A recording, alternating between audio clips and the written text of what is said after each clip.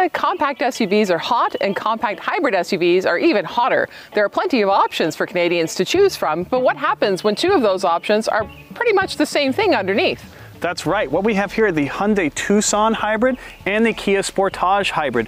They look different. Underneath, they're identical. Both have 1.6-liter turbocharged engines and a hybrid electric system. They're both the same in terms of mechanical capabilities. But they're very different in their interpretations of design and instrumentation and interior amenities. So let's take a look at both and see which one we would choose if we were out there choosing a vehicle for our families. Should we start with the Hyundai? Let's do it. Let's go for a drive.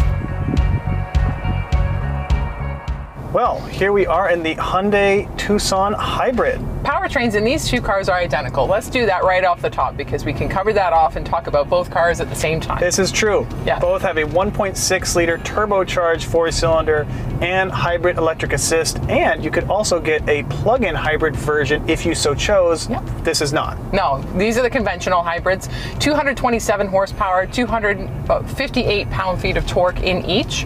That's a combined output, right? That's correct. And it's not the same amount of torque depending on where you are in the rev range. A lot of it is available from zero thanks to that electric motor. Both have standard all-wheel drive in Canada in the hybrid version, and that is mechanical all-wheel drive, not electric all-wheel drive, for those who happen to find that that makes a difference. Electric all-wheel drive is fine too, but it is mechanical with a single electric motor on the front axle in both of these vehicles. And our friends in America can get this as a front-wheel drive car, like you said. Yep. Canada, we are all-wheel drive. Yep. Another interesting thing I thought is that, like the Ford Maverick Hybrid, which is electric all-wheel drive, this has the same towing capacity, 2,000 pounds. So they're both rated to tow moderate amounts. You could tow a small trailer with this thing should you want to. Do you feel that power? Yeah, let's do it right now. Woo! I mean, for this class of car, that's pretty good. It is pretty good, and it's nice how it's available through most of the rev range.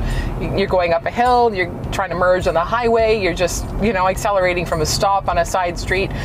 Everything you do, it seems that you get that extra little push that's pleasant, much more pleasant, I find, than the 2.5-liter four-cylinder gas-only powertrain that's in the standard version of both of these vehicles. Yes, I would say that other than initial price, you really don't pay a penalty for the hybrid system in this car at all. It's faster than the standard gasoline version, it's smoother, and it's quieter. Overall, in my opinion, you're getting a better vehicle by choosing the hybrid in both of these either way. So it might very well be worth the price point. Now I want to take us inside this car.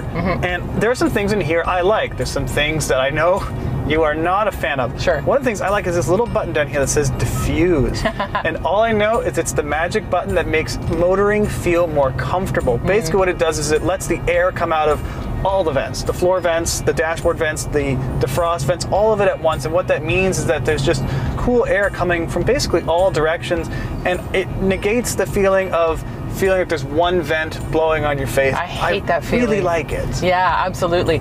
I also really like that both of these cars have a digital instrument cluster, but the one here in the Tucson is smaller, which sounds like it shouldn't be a good thing, but you can actually see everything on this through the hole in the steering wheel, whereas there are elements in the one in the Sportage that are hidden behind the wheel when I've got it in the position that I prefer. That's a good point. Bigger looks better on the brochure, but it's not always more usable. No, for sure. Speaking of usability, let's talk about these shifter systems, because that's a big differentiator between these two vehicles. Yeah, I don't have a lot of kind words about the push button shifter, especially when the rotary knob in the Kia Sportage does it so well. There's just no need to complicate it, and it actually takes up a surprising amount of space on the console, which is ostensibly the purpose of a push button shifter. Well, both of them take away that vertical space and sort of make it easier for me to talk with my hands like this when I want to. Yeah, it's very helpful. Yeah, absolutely. But with the buttons, I find I have to look down to figure out where I want to be. Yeah, it is a little more complicated to use. Now that the sun is behind us, I see dust. Yeah. A lot of dust. And if you own this car, you better get used to it, Yeah, because that's we've right. only been in this car a week, and it already looks like it has been underground at some point. Well, and fingerprints as well seem to collect a lot on every surface in this car. There's only capacitive touch buttons, and notably, what knob is missing? That would be the volume knob. Yeah, I think we've ranted about this at Driving.ca before. However, it hasn't stopped being an irritation, and I know that means we're old. I keep being told, we can tell you were born in the 20th century because you have a problem with the lack of a volume knob. However, I just don't like dealing with this over here. I like to have a knob that I can go when I get to the drive-thru. It's just I don't know, maybe that does mean I'm old, but I miss it. Let me turn it down for you, hold on. Yeah, stop. Still going.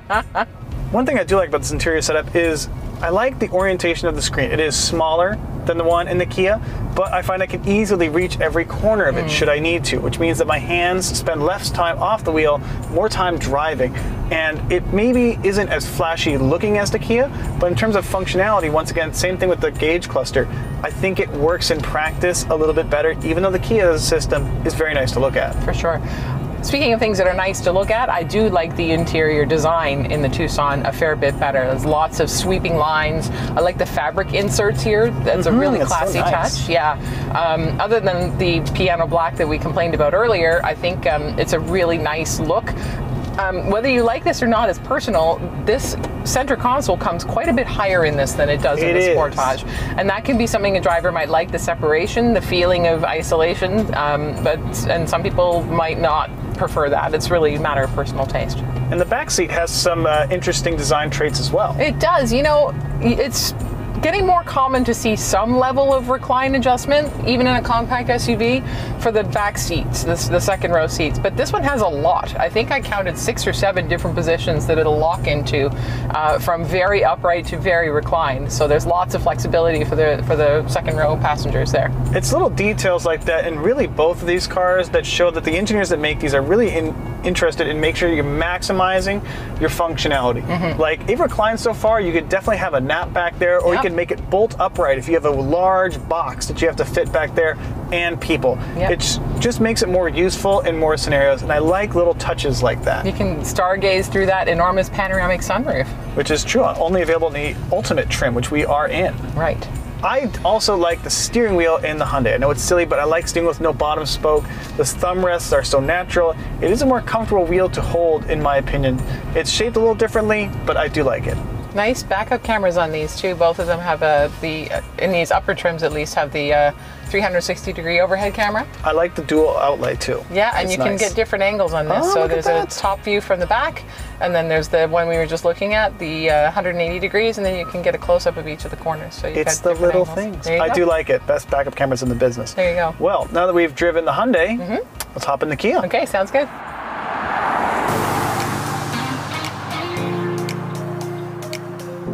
So here we are in the Kia Sportage now, 2023 Kia Sportage here in North America, and it's amazing how two vehicles that have the same underpinnings can be so different in visuals.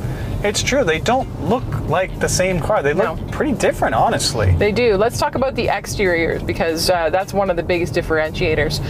We just got out of the Tucson, and the Tucson, we have different opinions, I think, you and I, on the appearance of the Tucson. I find it really quite out there with the almost Batwing-like headlight arrangement and really deep creases in the door panels. It's got a lot going on the exterior. Whereas with this, I find the headlight arrangement is that boomerang style. It's nice and clean. There's not as much going on in terms of wacky design elements on the exterior. It's a little bit more traditional looking, which is something that I like. It's interesting because I think that we reached the same conclusion, but the opposite way. Right. I think that this is the more daring design of the two. I think that the Hyundai looks a little generic for my eyes, honestly, but I do agree that the Kia ultimately is the better looking of the two. Let's go inside this car. What I like about the Kia is there's a lot going on thoughtfully design-wise in the interior here. So you mentioned when we were in the Tucson that it's got the more stable cup holders, and that is true. However, what's interesting about the cup holders here in the Sportage is they fold out to create this cup holder space, but they also clip in so that you can retract them and have this full space here for larger items. Doesn't have to be cups even, or bottles. You can fit something vertically here if you want that space for something, and then you just hit the buttons and you've got cup holders again, so that's really nice. The backs of the headrests, you can hang jackets or bags, handbags, that sort of thing. For a jackety climate. Yeah, absolutely. And then there's more hooks down here. I suppose there's smaller ones. My boyfriend was putting his cap on this, hanging it from the little hook on the back. You can also probably put takeout bags, that sort of thing on here. So there's lots of different places to stow things, which is something you always want in a vehicle of this size. And of course, I do like the forward cubby, which is for your phone, which on this trim level does have wireless charging, USB-C and USB-A, which I like to see that they have both, because we are in a transitory period right now. Yeah, we are. Now, interestingly, Hyundai and Kia both have a habit of putting the USB ports on the backs of the front seats, which is a little bit easier to access than putting it way down here for the people in the back. However, these are now USB-C ports. Well, they know that your kids are going to have the newest iPad. Of course, yeah, and if they don't, you better start investing in newer cables. Newer cables. Yes. One thing you were mentioning in the other car is true. I can't see the tops of the gauges through the steering wheel when I have it set for how I drive, and it's because the screen's really big. It is very big. It's beautiful, and you get lots of information from it. It's just a shame that it's not a little more condensed. And you can change the settings. There are a lot of different graphic settings, and some of them might put the information you want the most into the right position for you, but you'd have to play with that. And I still find no matter which setting I'm in, the key one that I want to see, which is when I'm running in EV mode, is up in the corner behind the wheel no matter which setting I'm in. So. And one of the extra degrees of configurability that I like in the Kia is, I know it's a cheap trick, but I like configurable mood lighting in a car. You know, I have it set to purple right now. You can pick any color you want. Yep. It can kind of fade from one to the other. It's just one of those small tricks that does make a car feel more personal. It does. The Kia does. And it's under $45,000 you're getting that, because this is just priced just under that. So it's a really nice touch to have. The infotainment system in this is the same as the one in the Hyundai. It's a full group system that's shared among these two vehicles, and a similar one is found in Genesis as well. The screen looks and feels bigger in this, and as you mentioned, some of the things on the very far edge of the screen are harder to reach. I have short arms, you have longer arms, and you still can't reach them, so not sure how most people are going to be able to get some of that stuff on the very edge. However, we should point out that neither of these systems has wireless Apple CarPlay or Android Auto. You have to plug in to access both, and that's a factor of this exact system. You can go into the entry-level system, interestingly, in these vehicles and have access to wireless Apple CarPlay and Android Auto. However, that's not the system that you would find in the hybrids in these. That is a weird quirk. It is. The other thing that this car has, the Hyundai doesn't, is that lower entry price point. That's absolutely right, and I think that that is a key differentiator in this car. So in the Hyundai Tucson, the way that the hybrid has been packaged is in the top two trims, the luxury and the ultimate. And so you're getting into a price point of more than $40,000 no matter which way you go to get a hybrid in the Tucson. Here in the Sportage, yes, there is the SX trim that we're driving here, that's the higher price trim, but there's also the EX, which is priced as a mid-grade at 36 and change, almost 37,000 Canadian. So the EX gives you a lower priced access into that hybrid powertrain, which is also lower cost to own thanks to that improved fuel efficiency. Exactly. I also am a big fan of Hyundai Kia's adaptive cruise control. I think they're one of the smoothest in the business. I love using it on a long road trip. It does make a drive so much easier. I am not as much a fan of the lane keep assist.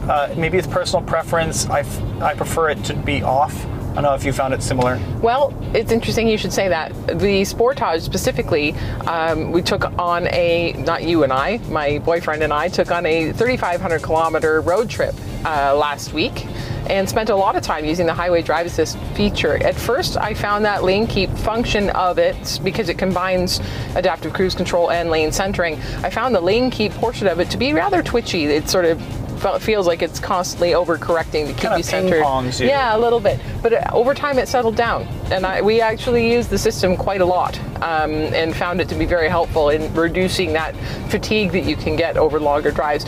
Speaking of which, the seats in both of these cars are excellent, and after that 3,500 kilometer drive, didn't have any complaints whatsoever about the comfort level in these seats. They're nice and supportive, just the right amount of roomy and heated and ventilated seats at the front and heated seats in the back for both of these top trip vehicles. Exactly. It's definitely a place that you can be for a long time, as you did. Yes. It's about as long a drive you can do and still be in Canada. That's right. Well, this is a tight one in terms of figuring out which one we prefer. Do you have a verdict?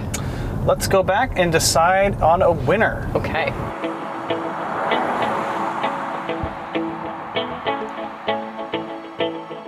Okay, so now we've driven them, and surprise, surprise, they drive almost the same. Pretty well the same, yeah. But some things did come up better than the other one. What kind of stood out for you, one versus the other? Few differentiators. I would say one big one for me is the exterior design. I like the outside of the Kia Sportage a little bit better. I like the lighting signature a little bit better. There's a lot going on the door panels for me on the Tucson, so that's when you have it parked in your driveway and you're walking up to it every day, that makes a big difference. I also find there's a lot of good attention to detail on the inside of the Sportage in terms of things like just small hooks to hang things when you're driving so that you know where they are, they're not kicking around. That can make a big difference. And I also just like that you can get into it at a lower price point than you can on the Tucson just because of the way that it's packaged. So all of that together makes the Sportage the winner for me. What do you think? Well, I came into this really liking the Hyundai Tucson. I really love the interior. Honestly, I'm not sold on the exterior styling. You think it's a little too far out? I don't think it's far out enough. I think it looks like a rental car. I'm not really sold on how it looks on the outside. On the inside, there was a lot for me to like. I like the more vertical tablet-oriented screen. I like the diffused mode. Dislikes, I have a few. That interior gives, it also takes. There's lots of piano black everywhere in that interior. It would be impossible to keep it clean of smudges and dust if you drove it every day. There's also no volume knob. And I know the Kia kind of hides its volume knob, but there's no knob at all in the Hyundai, which leaves me pecking at the controls like a little chicken trying to get some rice on the ground. Meanwhile, I kind of grew to like the Kia. I like its exterior styling. They took some risks, and like you said, the lighting signature is more attractive on this car. I also like that they really thought out the interior. I like the curved touchscreen display, even though it is a bit of a reach to that top right corner. And I like the rotary shifter over the push button in the Hyundai. Those really seem like small gripes, but when the cars are this close, they matter. And so I think in the end, I'm gonna agree with Steph.